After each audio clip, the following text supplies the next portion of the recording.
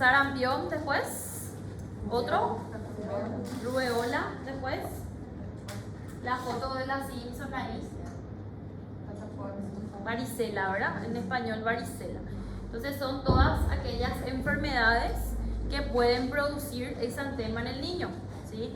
Algunas son prevenibles por vacunas, otras no son prevenibles por vacunas, otras aparecen solamente en bebés, en lactantes. Entonces esas son las exantemáticas. Todas tienen que tener exantema. ¿Cuál es otra enfermedad que tiene exantema? El paciente desarrolla exantema. Es una enfermedad transmitida por vectores. ¿Cuál puede ser? Dengue, ¿verdad? Zika no tanto, pero en algunos casos sí. Pero por excelencia, cuando yo hablo en pediatría de enfermedades exantemáticas, son todas aquellas enfermedades que producen exantema. Pero no todas las personas que tuvieron dengue desarrollaron exantema, ¿verdad? Sí, fiebre, pero no todas desarrollaron exantema. Entonces no se puede considerar como dentro de las exantemáticas por excelencia el dengue, el chikungunya, ni el COVID, por ejemplo. La gran mayoría son infecciosas. De las infecciosas, a su vez, las virales son más frecuentes. Existen ciertos medicamentos que sí pueden producir exantema. Y hay algunas enfermedades reumatológicas que sí también producen exantema por excelencia. ¿Cuál puede ser un ejemplo de una reumatológica? Si es que de por ahí alguien sabe, pediatría, que produce exantema. Enfermedad reumatológica que produce exantema. La enfermedad Kawasaki, ¿verdad? La enfermedad Kawasaki, entre los criterios diagnósticos está la presencia de exantema. Entonces, muy frecuente, generalmente hay casos de exantema, enfermedades exantemáticas todo el año. Son infectocontagiosas, algunas producen complicaciones y algunas son prevenibles por vacunas. La gran mayoría de las más graves son prevenibles por vacuna. Y después les dividí. Todas presentan un periodo de incubación. El periodo de incubación es el periodo por el cual el agente causal, que sería el virus o la bacteria, se está replicando en el organismo y que de repente todavía el paciente no desarrolla síntomas, ¿sí? Y tienen periodos cuantitativos numéricos, generalmente cada exantemática. Pero más o menos para orientarles, yo les puse 1 a 3 semanas para los virus y 1 a 2 días para las bacterias, ¿sí? O sea, las bacterias obviamente más rápido se replican y más rápido desarrollan los síntomas. ¿Cuál puede ser una enfermedad exantemática bacteriana que conocen? Enfermedad exantemática que conocen que es producida por bacterias.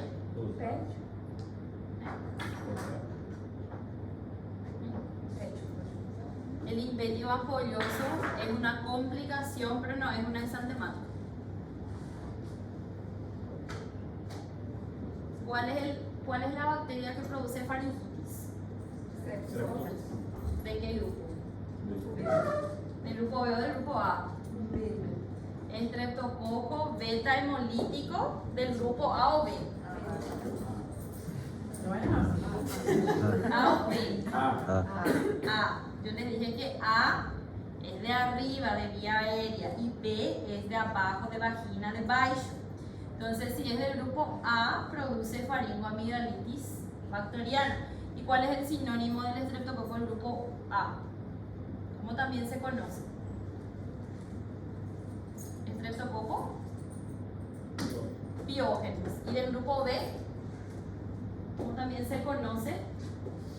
Estreptococo que produce meningitis en el neonato. Agalactiaria. Entonces son sinónimos que a veces de repente en algún caso clínico tiene esa denominación o de repente en un material de cultivo tiene esa denominación, por eso tienen que saber los sinónimos. Pródromo son todos los síntomas antes del inicio del exantema, o sea, qué síntomas tiene el paciente previamente. Generalmente son síntomas inespecíficos: fiebre, malestar general, decaimiento, síntomas como un resfrío, congestión nasal, de repente tiene conjuntivitis, todavía no aparece un exantema propiamente. cuando aparece el exantema tengo que volver a describir cómo es ese exantema. Si es, por ejemplo, maculopapular, o sea, un exantema en donde hay una pequeña sobrelevación, una coloración obviamente rojiza, hay la presencia de micropápulas, presencia de vesículas, ¿verdad? ¿Cuál puede ser una enfermedad que produce vesículas? Herpes, otra. Varicela, ¿verdad? Produce vesículas. Y otra que también forma parte de las exantemáticas, que por excelencia produce vesículas, que hubo brote en el Brasil este año. ¿Cuál puede ser? No, el sarampión no tiene vesículas. Es una enfermedad benigna, autolimitada, de causa viral, frecuente en los niños preescolares, que la brote en guarderías. Que el niño se tiene que aislar hasta que no tenga ninguna lesión, porque el virus, por más que esté en el periodo de convalescencia, sigue transmitiéndose. No. ¿Cuál es la enfermedad que produce vesículas? Benigna. En el preescolar. A veces la mamá se va a consultar porque las uñitas se caen. Enfermedad, mano, pie, boca, y el agente causal es el Coxsackie. El Coxsackie A16 más frecuentemente, ¿verdad? ¿Quién más voy a describir cómo progresa ese exantema, ¿verdad? ¿Cómo progresa? Empieza de arriba para abajo, ¿verdad? Como si fuera que empieza respetando la línea del pelo, va progresando en el cefalocaudal. O empieza del centro, acá en el tórax, y se expande a la periferia. Un ejemplo de una enfermedad de progresión cefalocaudal de arriba para abajo es el sarampión, ¿verdad? Empieza, según la literatura, porque yo nunca vi, de arriba para abajo. Y algunas que empiezan del centro a la periferia es la varicela, el exantema súbito también. Y algunas se pueden descamar, ¿verdad? Descaman, les voy a mostrar la foto. Y tiene dos tipos de descamación.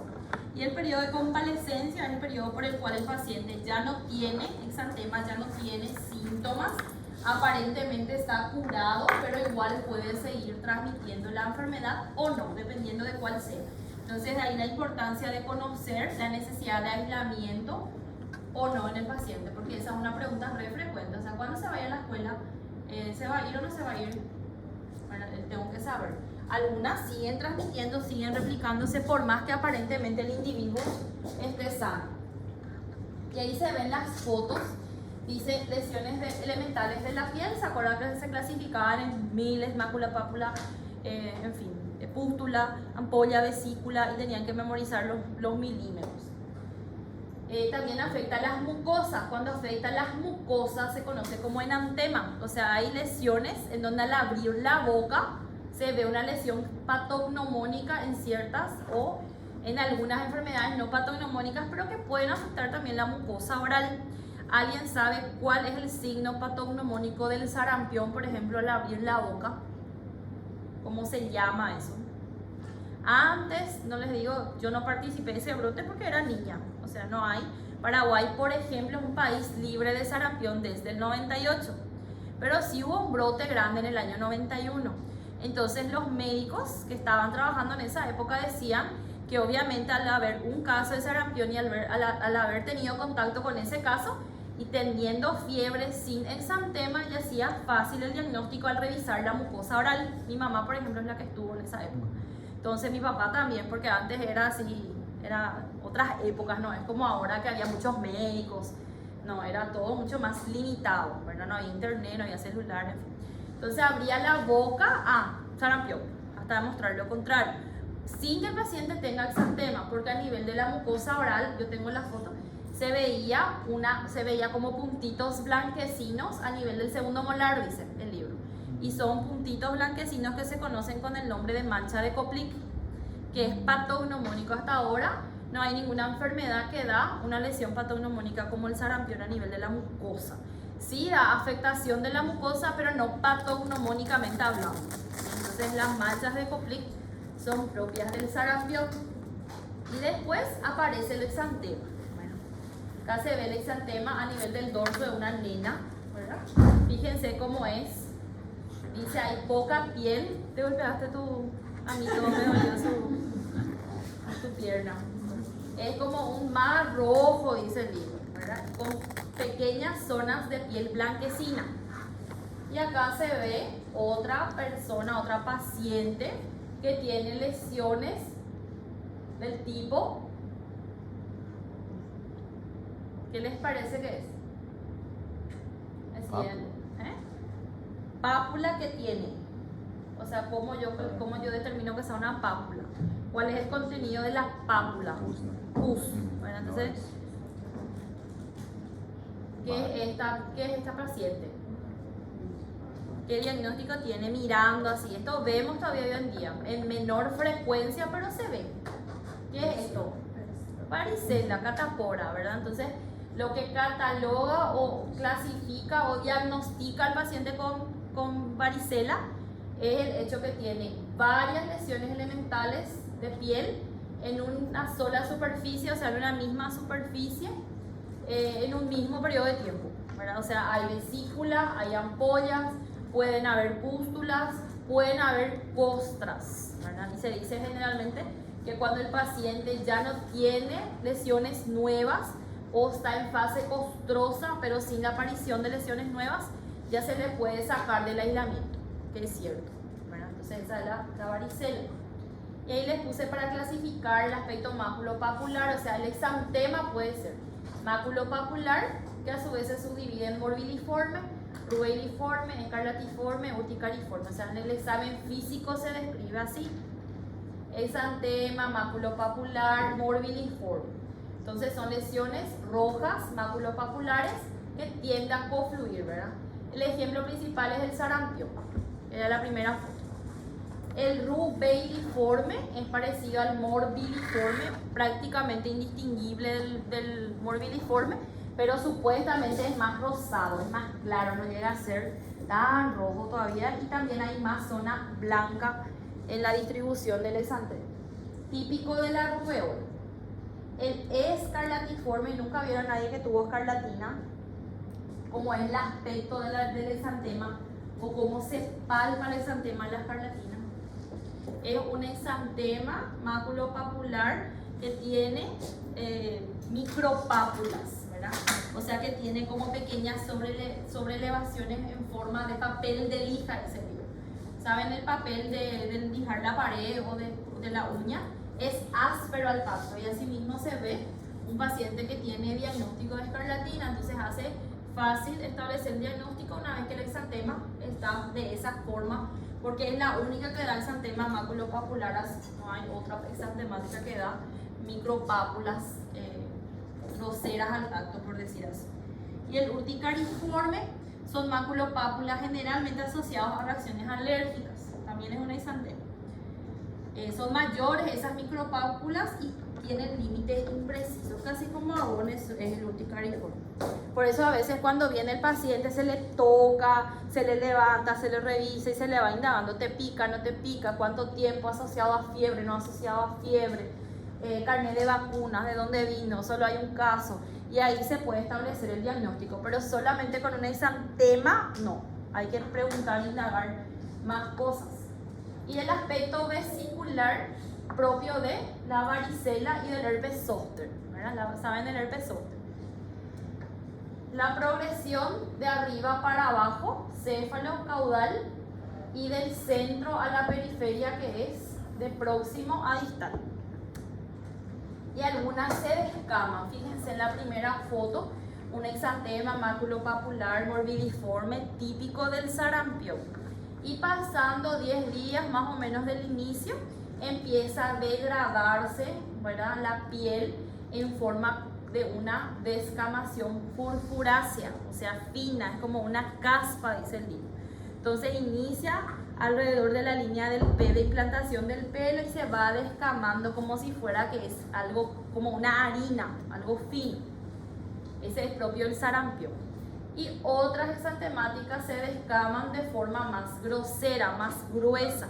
Es como si fuera que se puso en las manos o en los pies plasticola, ¿verdad? Cola. Entonces se va descamando, pero no es algo fino, es algo que como si fuera que uno va pelando.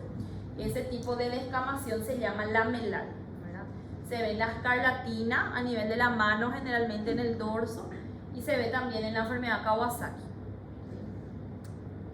Entonces, ¿qué tengo que indagar? La epidemiología, ¿de dónde vino?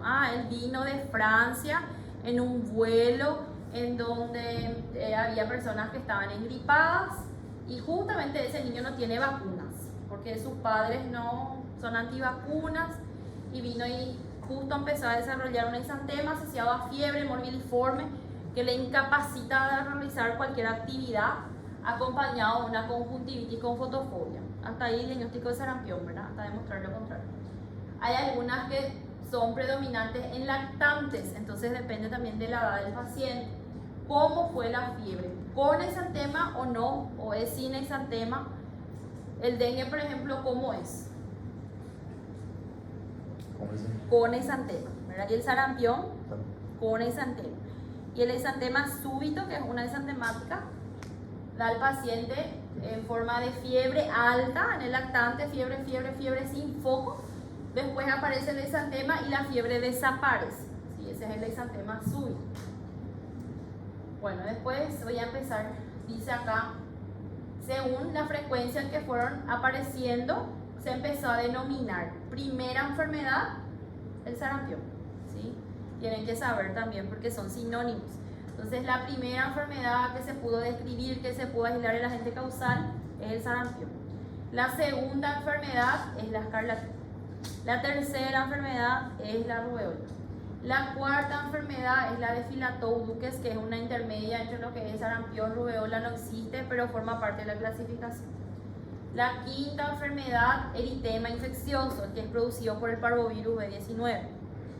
La sexta enfermedad es exantema súbito. Entonces son sinónimos que van a tener que ir aprendiendo únicamente así de a poco. Esperar que se posicione.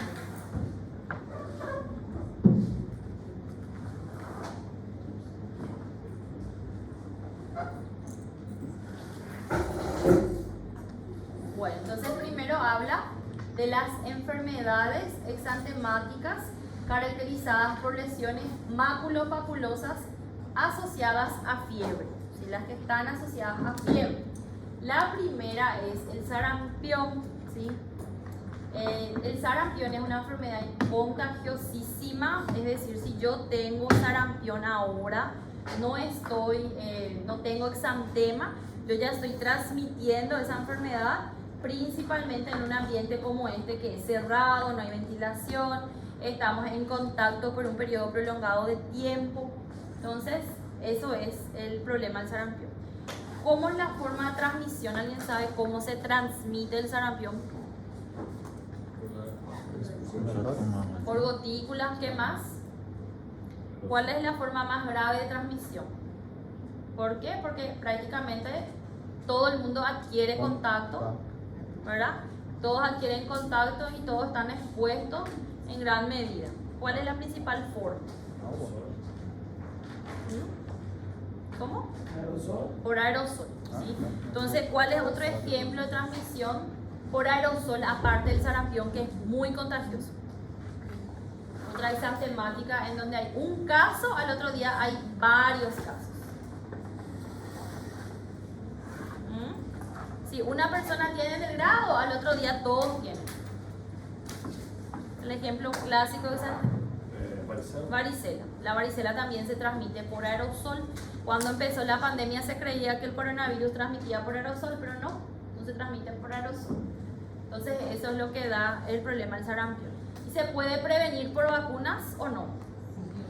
¿A los cuántos meses se aplica la primera dosis en Paraguay? ¿O a los cuántos años? 12 meses. ¿Y el refuerzo? A los 12 meses el primero y el refuerzo a los 4 años, ¿sí? Para ustedes es doble trabajo porque tienen que ver el del Brasil. En el Brasil se aplica a los 9 meses y el refuerzo a los...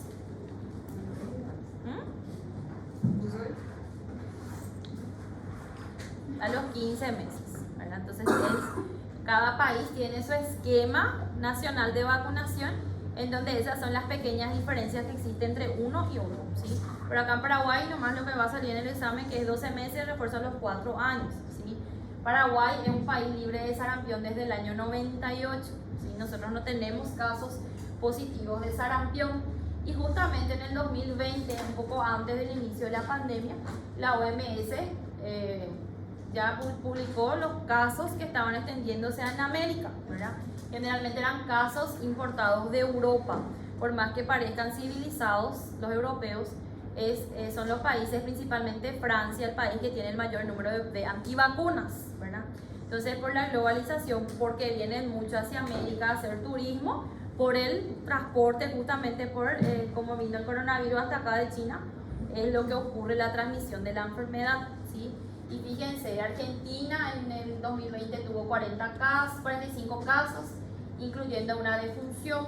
Brasil 338 casos, obviamente esto aumentó muchísimo, ¿verdad? Desde el 2020 fueron más casos, muchos óbitos, creo que eran casos aislados, incluso se determinó casos autóctonos en ciertas regiones, ¿verdad? Canadá, Chile, Estados Unidos, Uruguay, todos con casos positivos de sarampión. Pero Paraguay hasta ahora está libre, o sea, no perdimos todavía el hecho de ser un país libre de sarampión desde el 98. ¿Cómo puede ser eso? Nadie sabe, pero es así, o sea, no hay casos. Si hay un caso, obviamente por la forma de transmisión va a haber más casos. Entonces no hay forma de tapar el sol con un dedo, no hay cómo esconder, porque van a empezar a surgir los casos, pero no hay, en Paraguay no hay casos. De todos modos, al ver esa noticia, Paraguay inició su campaña nacional de vacunación. La campaña nacional empezó en el 2021, en el mes de octubre del 2021, y quería extenderse hasta diciembre del 2021, ¿sí? O sea, era una campaña justamente con la poliomielitis para que sea una dosis extra. Cuando yo hablo de campañas de vacunación, es una dosis extra a la dosis del carnet. Es decir, si yo tengo un año y me voy para aplicarme la vacuna contra el sarampión, me van a poner primero la de la campaña, que no significa que es la dosis del carnet, o sea, no es la dosis planeada para ese niño, es una dosis de campaña. Por eso la respuesta que hay que darle a las mamás, pues ya tienen todas las vacunas, igual se tiene que poner, sí, igual se tiene que poner la campaña de vacunación, porque el objetivo es aumentar la eficacia de la vacuna, hacer que haya mayor cantidad de anticuerpos, y ese 3% de error que puede ocurrir se cubre con cuanto más dosis tiene la persona, ¿verdad? Entonces siempre hay que participar de las campañas porque son gratis y ni siquiera se pagan. Paraguay tenía una tasa muy baja de vacunación, al igual que los demás países, pero igual los demás países eran peores que Paraguay, tampoco se come. Brasil, por ejemplo, tiene una campaña, un índice de vacunación muy bajo, ¿verdad? Obviamente son más habitantes, pero de todos modos, haciendo una regla de 3, es muy baja el índice de cobertura vacunal que tiene. El objetivo de esta campaña era aumentar ese índice, esa cobertura a nivel nacional, que no se logró. Entonces se extendió la campaña hasta el 2022, o sea, todo este año continúa la campaña de vacunación e incluye niños de 1 a 6 años para el sarampión y de 6 meses a 4 años para la polio. Así que también hubo casos de reaparición el año pasado en África, hubo un brote, en fin. Entonces nosotros ya estábamos con la campaña de vacunación. ¿Alguien sabe cuánto tiene que ser la cobertura esperada en un determinado país, o si voy a clasificar por regiones, o como por ejemplo a Mambay, para que se considere una buena cobertura vacunal en la población? Más 95, ¿verdad? Paraguay estaba creo que en 70 y poco, 75. Entonces le falta muchísimo otra vez, y ahí se divide otra vez por regiones. La región que tiene más tasa de cobertura vacunal, mejor tasa de cobertura vacunal en Paraguay, es la zona del Chaco. La zona del Chaco, frontera con Bolivia, con bueno, no sé si parte de Brasil, arriba, ¿verdad? La parte de arriba. ¿Por qué? Porque son gente pobre, en donde se van con comida y ellos se vacunan, se van a traer la comida. Entonces es una forma de atraer de atraer la población, ¿verdad? Siempre es así lo mismo, el tema del pánico, el tema de la desnutrición, el tema de la leche es justamente para que puedan tener vacunas completas. Ese era el plan del PANI, no es tanto, ay, bueno, va a tomar leche entera y va a engordar. Entonces la gente viene atrás de la leche, esa es la verdad, viene atrás de la leche entera gratis, que es una leche entera muy buena, fortificada, cuesta 65.000 el paquete de 1 kilo al gobierno, esa leche. Entonces sí, es una leche buena. Y sigue la campaña. Ahora mi pregunta es, si viene un niño de 1 año que tiene que recibir la primera dosis de la vacuna, ¿qué vacuna le van a poner? ¿La de la campaña o la del programa? ¿La de la campaña o la del programa? ¿Por qué la de la campaña? La misma vacuna es. No, es que es diferente una a otra, es la misma vacuna. Claro, o sea, si yo pierdo la oportunidad de incluirla en el programa de la campaña, tiene un periodo de caducidad, o sea, esto va a terminar. Entonces se le pone siempre primero la de la campaña, en un caso así, y se le da un intervalo de tiempo dependiendo de qué tipo de vacuna es. La vacuna del sarampión, ¿qué tipo de vacuna es? Virus vivo, virus muerto, polisacárido conjugado. ¿Ah? ¿Qué tipo de virus es? Para que yo pueda determinar. Virus vivo, ¿verdad? Es un virus vivo. Entonces, se aplica 4 semanas después de la dosis de la campaña, la vacuna que correspondería para el programa. O sea, le digo a la mamá, le puse la de la campaña y 1 mes después va a venir para ponerse la del año. Entonces, ese niño va a acabar teniendo 3 dosis contra el sarampión. Ahora, si es un niño que ya tiene del año y se va justamente para aplicarse de los 15 meses, se va a poner la vacuna de la campaña y después se va a poner la vacuna de virus vivo que correspondería para los 15 meses, como la varicela, que también forma parte del carnet. Entonces, esas son las preguntas en vacunación que hay que estudiar. Es súper difícil, dificilísimo. Yo estudié 1 año, igual no sé nada, pero es súper difícil. Esto, inmunizaciones, esto es un tema, ¿verdad? Y están los casos, las clasificaciones de las vacunas, cuál puedo combinar, cuál primero, si vomita, si no vomita, en fin. Entonces ya les pregunté, y acá está la nenita, ¿verdad? Que dice una enfermedad viral contagiosa. El agente etiológico es un virus del tipo paramyxovirus. ¿Alguien sabe cuál es otro ejemplo de paramyxovirus? ¿O qué tipo de virus es el paramyxovirus? Por eso es que el sarampión es una enfermedad tan grave. ¿Cuál es el agente causal de la bronquiolitis en los lactantes? El virus sincitial respiratorio es el principal agente causal. Juntamente con la del sarampión forma parte de esta familia. Entonces, el sarampión es un virus netamente respiratorio, ¿sí? Le gusta el epitelio respiratorio. Por eso la gravedad del sarampión radica cuando el niño hace neumonía por sarampión y ahí es donde puede llegar a fallecer. Acá ya dijimos que se transmite por aerosol, no ocurre a través de fómites ni de terceras personas y generalmente ocurre esa recepción del contagio a través de la mucosa conjuntival. O sea, yo estoy hablando, estoy emitiendo mi virus y a través de la mucosa conjuntival es donde voy a estar recepcionando ese virus. O sea, no hay cómo evitar que ingrese a mi sistema.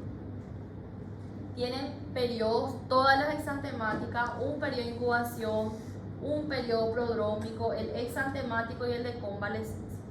El periodo de incubación dijimos que dura semanas en el virus. Entonces, un promedio 2 a 3 semanas.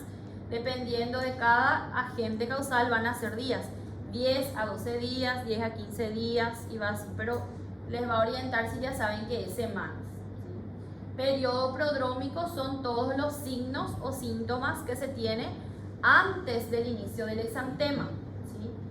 Por ejemplo, en el sarampión hay tos, síntomas de resfriado, conjuntivitis. La conjuntivitis a su vez en las exantemáticas tengo que valorar cómo es. porque la conjuntivitis con sarampión generalmente está asociado a fotofobia. El paciente está postrado, está enfermo, con mucho malestar general, inapetencia, decaimiento y le molesta mucho la luz, ¿verdad? Está así está, con mucha fotofobia. Y es una conjuntivitis no purulenta, o sea, no tiene secreción, a diferencia de otros tipos de exantemáticas cuya forma de presentación es diferente, ¿sí? Entonces, ojo con lo que dice en relación a la conjuntivitis. Aparecen las manchas de Koplik, aunque se acentúan en el inicio del exantema. Las manchas de Koplik son las lesiones a nivel de la mucosa, a nivel del segundo molar, en la mejilla, hacia adentro al mirar la boca del paciente. Y fiebre de 39, es una fiebre alta la del sarampión, ¿sí?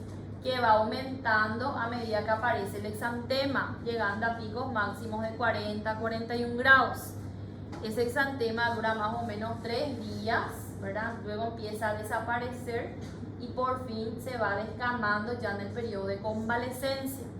El periodo de convalecencia, que es el paciente prácticamente se siente mejor, está desapareciendo el exantema, incluso la fiebre, pero sigue contagiando la enfermedad incluso hasta 12 días después. Por ende, el aislamiento del sarampión es muchísimo tiempo, es casi un mes, dependiendo otra vez si el paciente se complica o no. Entonces, imagínense la pérdida para el país que una persona tenga sarampión, porque se va a quedar aislado, no va a poder trabajar, no va a haber clase, va a parar, y si se complica es muy costoso para el sistema de salud. Por eso es que ellos invierten en vacunas. Ese es el plan, no es que le importa mucho las personas, sino que la economía del país decae, esa es la verdad. Lo mismo, por eso se invirtió mucho en el tema del COVID, buscando una solución rápida para que termine, ¿verdad? Y lo mismo el sarampión. Entonces siempre hay campañas, porque una dosis de vacuna es mucho más barata, cuando en 7.000, 8.000, no sé qué está, que en relación a lo que es 14.000. Y acá están las manchas de Koplik. ¿Ven? Se abre la mucosa oral y se ven los puntitos blanquecinos a nivel del segundo molar.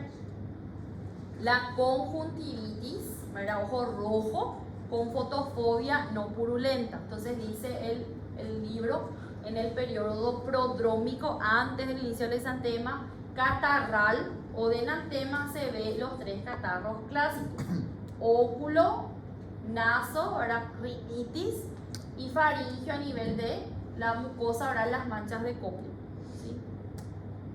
Algunos fallecían, se hacían autopsias y a nivel de los órganos linfoides se veía la presencia de ciertas células patognomónicas del sarampión, que es las células de Warthin-Finkelder, ¿sí? Son las células.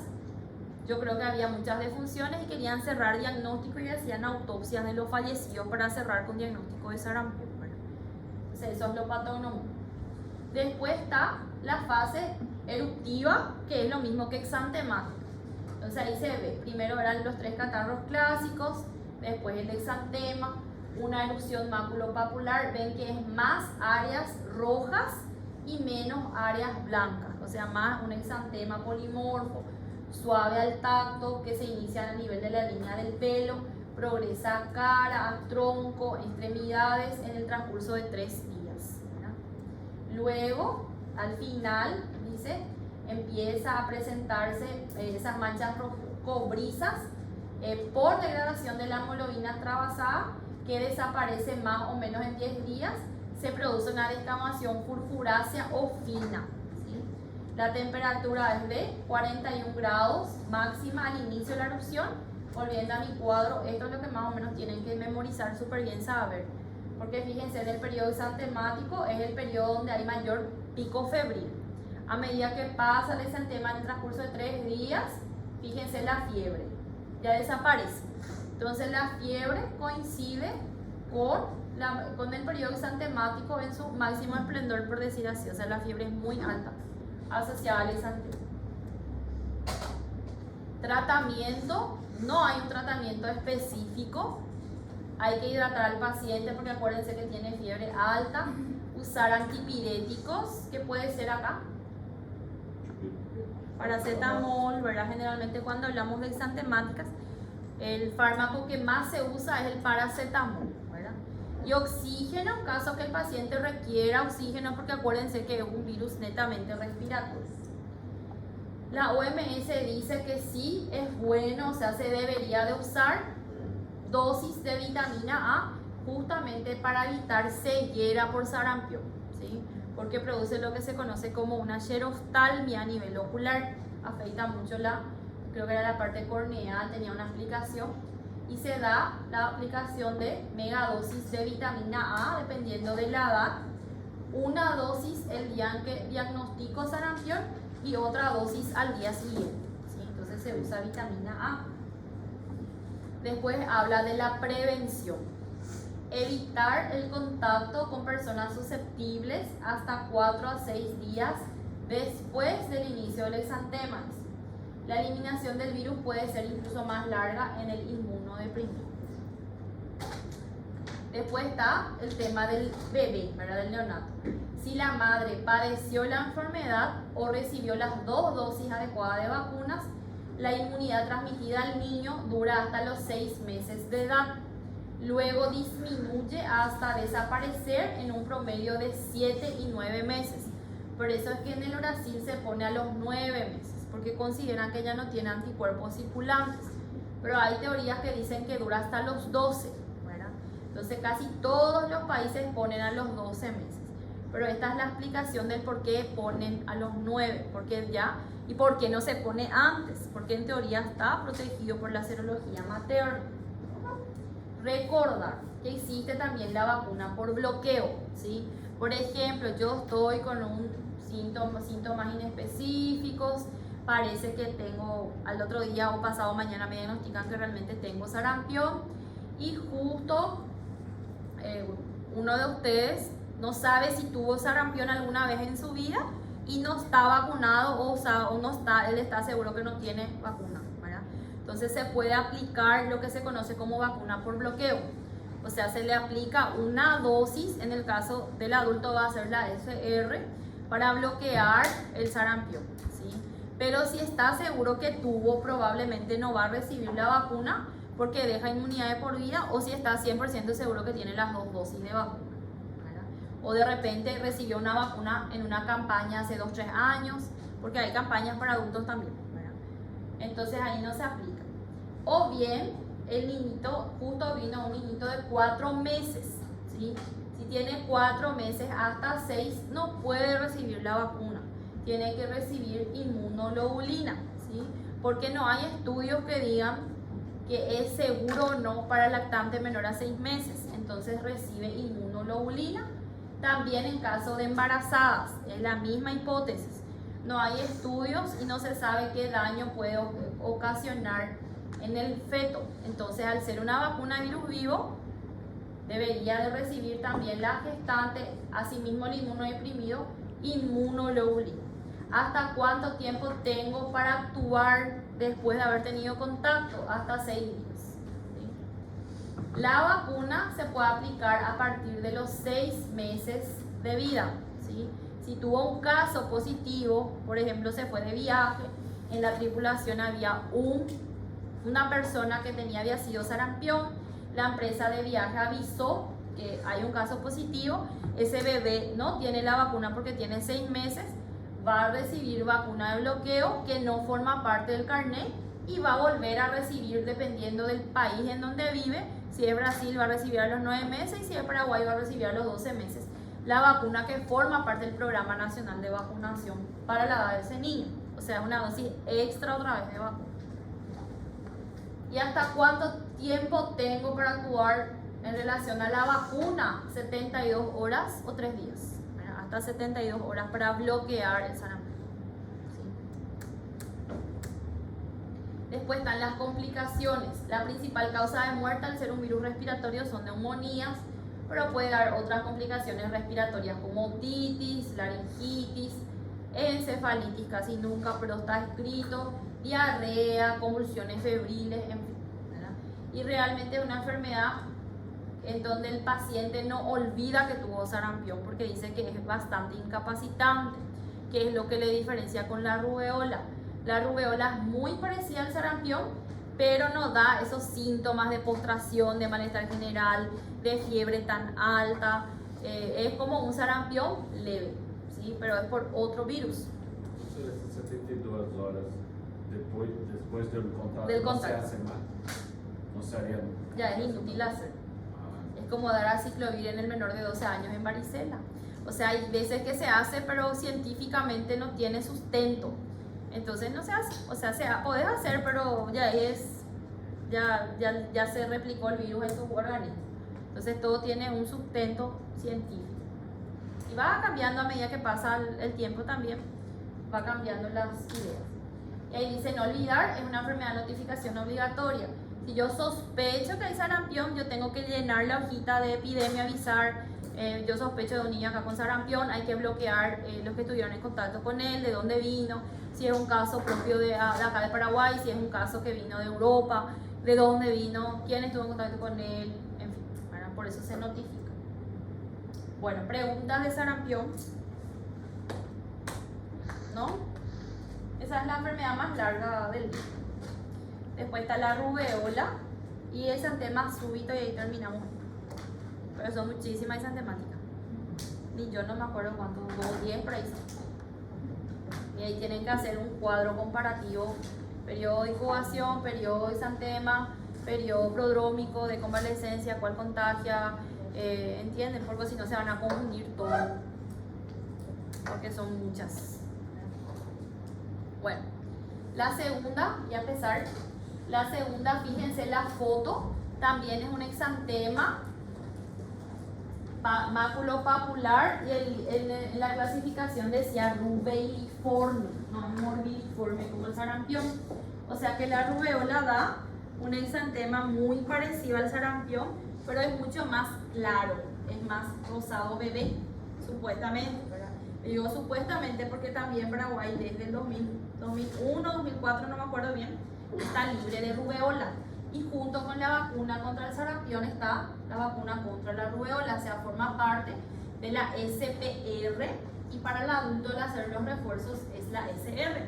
Entonces también es una enfermedad prevenible por vacunas y da una forma más leve. Dice el libro que las personas que tuvieron rubeola incluso no se acuerdan y solamente supieron por serología o por las adenomegalias que tal vez tengan, que no es también tan matemático. También es contagiosa y la familia no es la misma, es de la familia Togaviridae. La epidemiología es parecida al sarampión, tiene un periodo de contagiosidad que se presenta 3 a 5 días antes y 5 a 7 días después de la erupción y no se transmite por aerosol, es por contacto directo o microgotas de las secreciones nasofaringeas. Es diferente, sarampión era por aerosol, la rubeola no. Es también una enfermedad de progresión cefalocaudal al igual que el sarampión y da un orden de frecuencia mayor en las nenas, en las niñas. Acuérdense que sí era grave en aquella gestante que tenía rubeola en el periodo de gestación, principalmente antes de la semana 20, en donde el bebé, el feto, podría desarrollar el síndrome de rubeola congénita, ¿sí?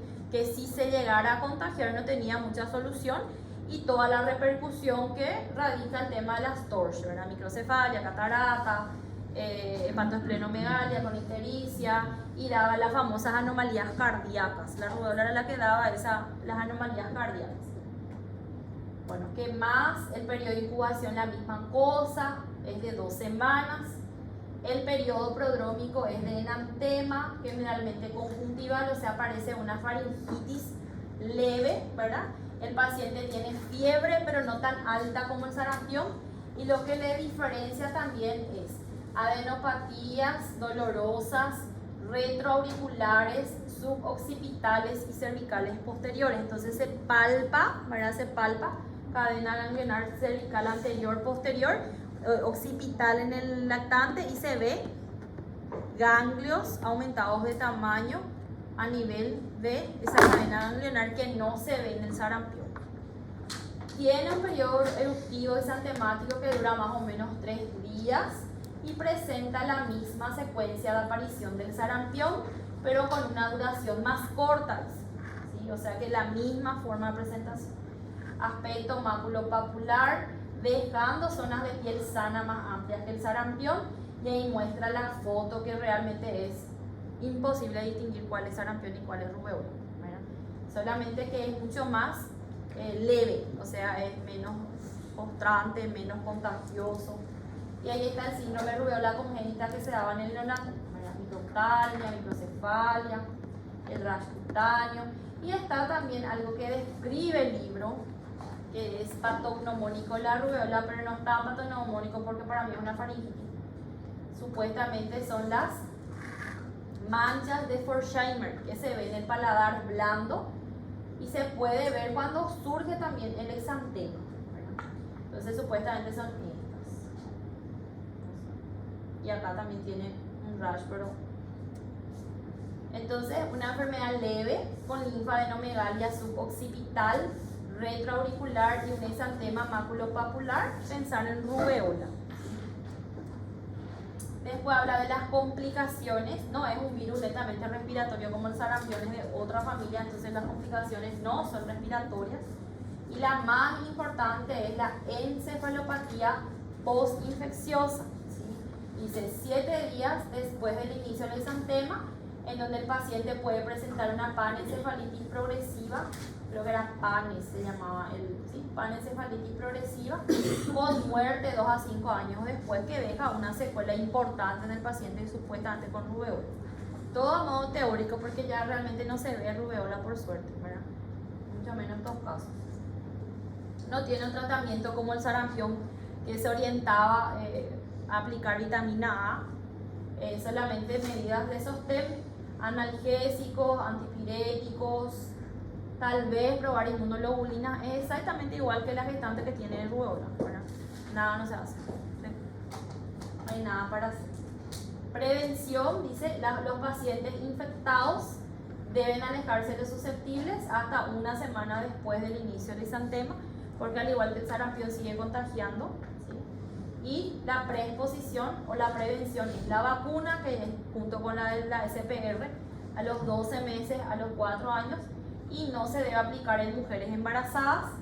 Si una mujer quiere embarazarse, se debe aplicar 30 días antes de embarazarse la vacuna contra el sarampión, ¿sí? O sea, forma parte del prenatal correcto que se da antes de embarazarse.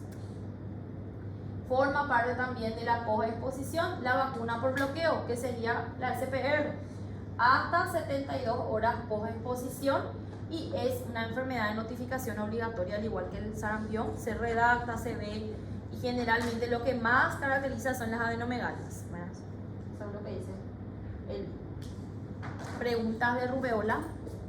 Doutora, puede tener solo exantema igual el sarampión una fase exantemática y se confundir al punto de no conseguir? No, pero el sarampión, acuérdate que da fiebre muy alta. Ah, sí. Acá no Muy va. alta, postrado, no quiere comer.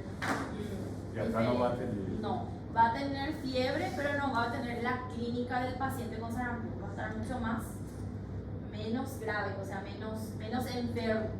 O sea, el que está enfermo no puede moverse, le duele todo, no puede alimentarse. En el caso del niño no puede jugar. Esa es la diferencia. La vacuna por bloqueo solo se hace si no hay la vacunación completa. Si hay, No, exactamente. Si es que el paciente no tiene vacuna completa, se hace vacuna por bloqueo. Así, por ejemplo, si es que ella sabe que tuvo rubeola o sabe que tiene las 2 dosis, ¿verdad? Pero ahí depende mucho también de la epidemiología, porque a medida que pasan los años el número de anticuerpos desciende. Entonces va a depender de epidemia si va a hacerle vacuna por bloqueo o no, pero a modo teórico te dice que no. O sea, si ella sabe que tiene la dosis completa, no hace falta. Yo me haría igual. Se es igual el sarampión que 6 meses, se haría inmunoglobulina. Sí. Acá no. Acá no hay eso. No Siempre habla de va a ser la eso. vacuna. Solamente habla de la vacuna, no habla de inmunoglobulina. Porque no tiene un sostén científico que funcione. Entonces no se hace. No hay. Pero cuando hay pacientes así, uno prueba lo que hay, lo que puede, prueba y a modo práctico, pero a modo teórico no se hace. Por eso les pone el tratamiento así: inmunoglobulinas, corticoides, ¿verdad? pero no es como el sarampión que sí es técnico. Después está la tercera enfermedad, que es el exantema súbito. No sé si alguien ya escuchó hablar cómo más se llama, qué número de enfermedad era. La sexta enfermedad, exantema súbito, otro sinónimo. Roceola infantil o roceola de lactante también se conoce. Sexta enfermedad, no cursa con fiebre, o sea, es una enfermedad frecuente en pediatría, no es prevenible por vacuna a diferencia de las dos anteriores, en donde el diagnóstico coincide con la curación, dice el libro, ¿verdad? Entonces el caso típico de un lactante, hablamos lactante, un bebé, ¿verdad? De meses, de 1 año, de 2 años, de 3 años, que va a consultar por una fiebre muy alta, fiebre de 38,5, 39, incluso 40 grados, en donde el examen físico no se puede encontrar la causa. Él no está resfriado, él se alimenta bien, tiene rechazo alimentar, juega, ¿verdad? No tiene diarrea, no tiene vómitos, él luce bien, pero él sigue febril, ¿sí? A veces los padres se desesperan, son ansiosos, y luego, así como apareció la fiebre, ¿verdad? O sea, como es muy persistente la fiebre, pasa 3 horas, pasa 4 horas y empieza otra vez la fiebre. Se le da el antitérmico, empieza otra vez la fiebre, pero la clínica del niño es muy buena, él está bien, ¿sí? Pasa la fiebre, hoy de mañana tenía 39 y a la tarde no hizo más fiebre y le empieza a aparecer lesiones exantemáticas, así morbiliformes, que inician en el tronco y luego van progresando en extremidades y fascia, ¿verdad? O sea, es centrífuga la distribución y que no pica el exantema súbito. No vuelve a hacer fiebre y el exantema desaparece 2 a 3 días después y coincide con la curación. Ese es el exantema súbito. Generalmente no tiene complicaciones, por eso no es una enfermedad prevenible por vacunas, porque no tiene complicaciones importantes. Y el agente causal es el herpes tipo 6, ¿verdad? Y también puede ser el 7, dice el libro. Poco contagiosa, no presenta complicaciones. Es típica en bebés de 6 meses a 3 años de edad. Tiene un periodo de incubación que varía entre 5 a 15 días, o sea, 2 semanas. Tiene un periodo prodrómico que dura 3 a 5 días, en donde hay fiebre alta que cae en crisis. Cuando hablo de crisis es, tiene fiebre ahora a las 16 horas, 18 horas, y a las 20, 22 horas no hace más fiebre y aparece el exantema. Desaparece. Doutora, en el primer slide está porque no había febre. No hay fiebre con el exantema. Ah, tá. O sea, esto dice no cursa con fiebre asociado al exantema. O sea, no hay, si tiene fiebre con exantema no es roceola, es otra enfermedad. Tiene el paciente fiebre, pero no con el exantema. En el sarampión hay fiebre con exantema, en la rubeola hay fiebre con el exantema, en esta hay fiebre sin exantema que forma parte del periodo prodrómico, pasa la fiebre y aparece el exantema. Es el exantema súbito. Por eso dice súbitamente desaparece la fiebre. Ayuda bastante. A febre vem primeiro e depois exantema. Sí, y eso te da el diagnóstico, porque ¿cuál puede ser otra enfermedad exantemática que no es exclusiva exantemática que se ve en nuestro medio, en donde el paciente tiene exantema y fiebre? Dengue. Pero ¿cómo está la persona? Mal, postrada, no quiere comer, de repente tiene rechazo alimentar, parece que le duele todo, ¿verdad? Tiene dolor abdominal, generalmente en el lactante cursa mucho con diarrea. En este no, en este le está jugando, no tiene nunca rechazo nada. Mirala cómo está, te dice. Y sí, está, es un exantema súbito, le digo yo. Y viene, ella echa todo el consultorio, toca las cosas. Ella está espléndida, excepto que pueda convulsionar por la fiebre alta, que no tiene que ver también con el grado de temperatura. O sea, cuando demos convulsiones, el que convulsiona por fiebre, que se da hasta los 5 años, convulsión febril, te va a convulsionar independientemente del grado de la temperatura. O sea, no está relacionado a que si tiene 39 o 40 o 41 va a convulsionar, no. El que convulsiona te puede convulsionar con 38, ¿verdad? Pero sí puede ser, en eso sí puede agravar la situación del exantema súbito, que sea una convulsión febril. pero que todavía no desarrolla exantema. Prof, não sei se você sabe, é essa doença que no Brasil é conhecida como pé, mão e boca? No, Não é essa? la mano, pie, boca es el Coxsackie. Ah, é. Coxsackie. Coxsackie que da en el Coxsackie A16 es el que da mano, pie, boca. Y está la faringitis por Coxsackie que solo da vesículas a nivel faríngeo también. Pero no es otra exantemática, está en la clasificación de la siguiente clase. La 8 recién van a dar conmigo Coxsackie. Porque la siguiente vamos a dar 2, varicela y parvovirus. Y la siguiente vamos a dar Coxsackie, herpes. Y no me acuerdo cuál era otro. Y ahí terminamos, no terminamos, ahí damos 4 clases son. Ahí damos Kawasaki y mononucleosis. Clarísimo, tienen que ir así haciendo un esquema. Yo les pongo casos clínicos también para que puedan pensar, pero tienen que estudiar, o si no, no les va. Es difícil, es largo. A mí me es re fácil porque veo todos los días y solo hago eso, pero ustedes tienen otras cosas, entonces eso es lo que hace difícil estar en quinto año. O sea, qué gusto sería si solo tengo que estudiar pediatría o solo estudio lo que me gusta, ¿verdad? Pero no es así. Yo odiaba gineco, yo nunca estudié gineco. Nunca me fui a mi práctica. En serio les digo, nunca me fui. Solo yo me iba y recibía bebés. Solo eso, yo estaba ahí, solo eso yo hacía. Yo no recibía nada. No recibía bebés. Pero ahora no hay caso, o sea, tener que estudiar quinto año, medicina, no puedo elegir, no quiero estudiar eso. Igual tenés que pasar, ¿verdad? Yo odiaba gineco. Bueno, entonces dice la fiebre de 38 a 40 grados continua, o sea, como les digo, eso es lo que desespera a los padres. Le dan Novalgina ahora a las 16 y después a las 4 horas ya tiene otra vez fiebre y así, es continua, persistente la fiebre. Que luego cae en crisis y aparece la erupción denominada el amanecer rosado. O sea, es la única enfermedad en la que el diagnóstico coincide con la curación. Voy a cambiar mis fotos más actuales porque esta del libro muy viejita. Pero tiene un exantema que inicia generalmente en tronco y va progresando a todo el resto del cuerpo, ¿verdad? Pero sin fiebre. Y ahí se ve un periodo eruptivo, ¿verdad? Que dura 1 o 2 días. No presenta descamación, o sea, como el sarampión, que se acuerdan que tenía esa descamación finita.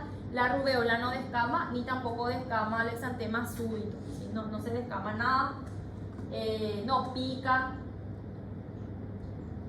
Entonces, caso clínico de una fiebre alta que desaparece en crisis y luego aparece el exantema, es el exantema súbito hasta demostrar lo contrario, ¿sí? Diagnóstico diferencial puede ser la rubeola, enterovirus, los enterovirus que producen en el lactante, diarrea, ¿verdad?